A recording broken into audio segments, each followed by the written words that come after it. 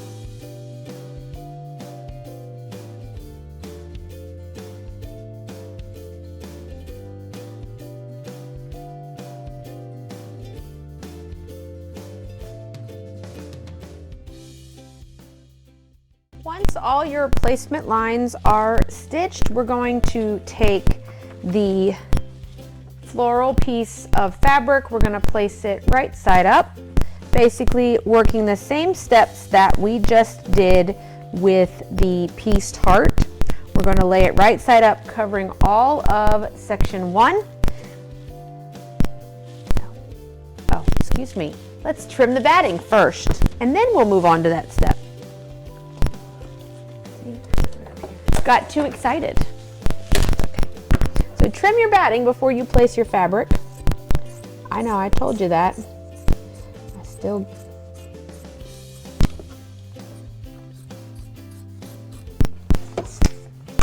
Make sure you trim this batting that's in between the units as well.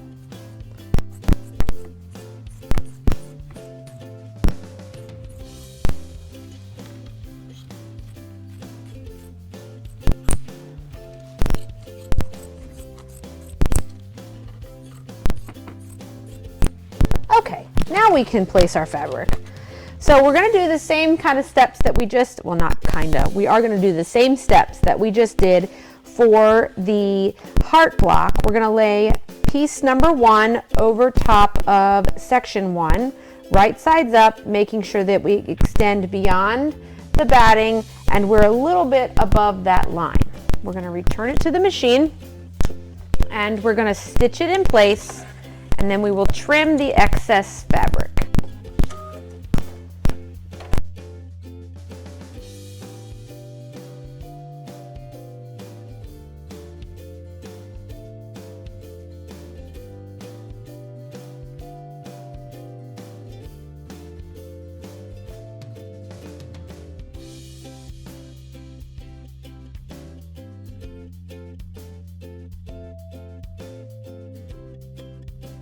Now, if you place it just right, you won't have that much to trim. Like I don't have that much here. So I'm going to take the green piece, I'm going to lay it right sides together, even though there's no right or wrong here, lining up to the edge of that.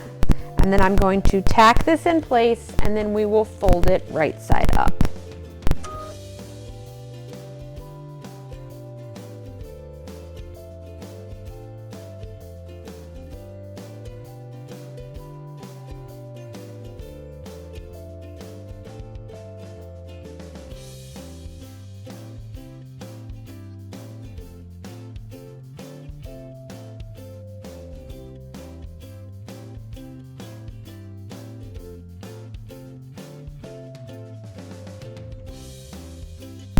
Once we flip it right side up, you can take it to the iron, you can finger press it. She does give us a basting box for this one, so you can travel around, making sure that you keep it as taut as possible.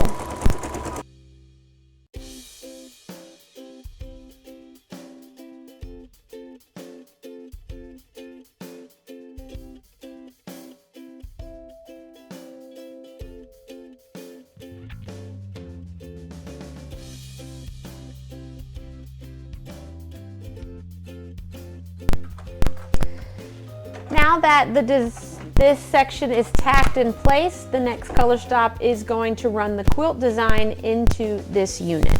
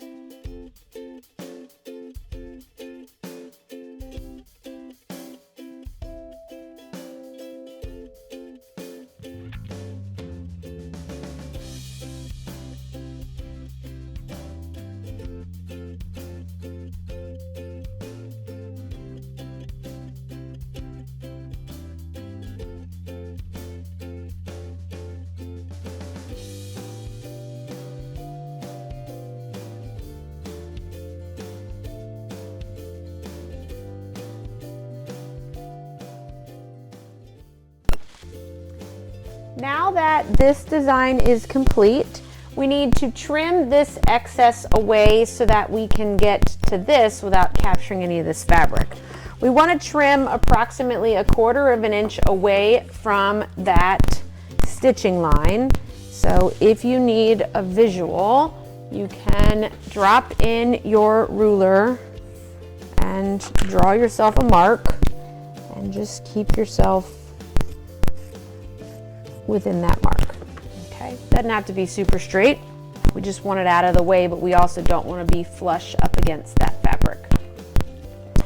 We're going to repeat the same steps with the upper unit. We're going to start with the white piece of velveteen here, and then we will stitch that in place, add trim, and then we will add the pink fabric, right sides together, stitch it, flip it right side out, baste and quilt.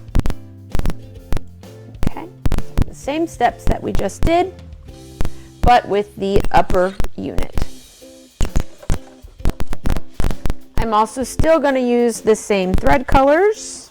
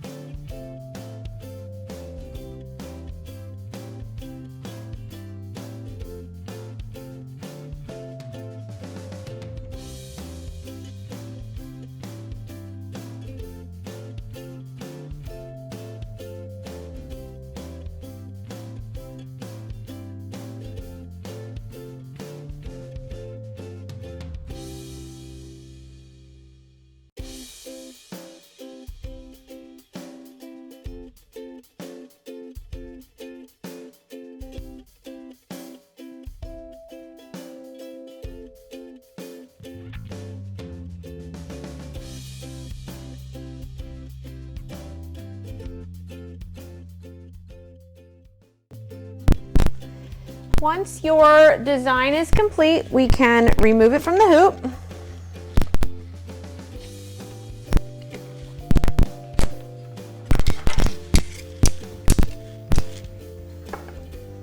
We have 2 blocks that we're going to trim.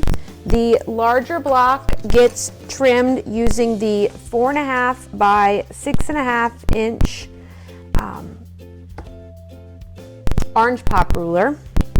And you're pretty much going to, it pretty much uses the basting box line that's there to trim to. And this unit here, you're just going to use a regular rotary cutter. We're going and using the tack down as a guide. We're going to trim it to 2.5 inches wide by 4.5 inches long.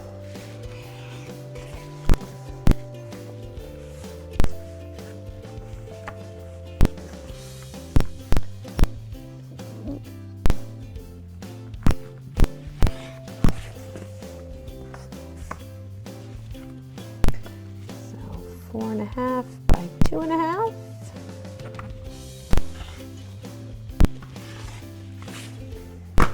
Okay. And then this one will get trimmed to the 4.5 by 6.5.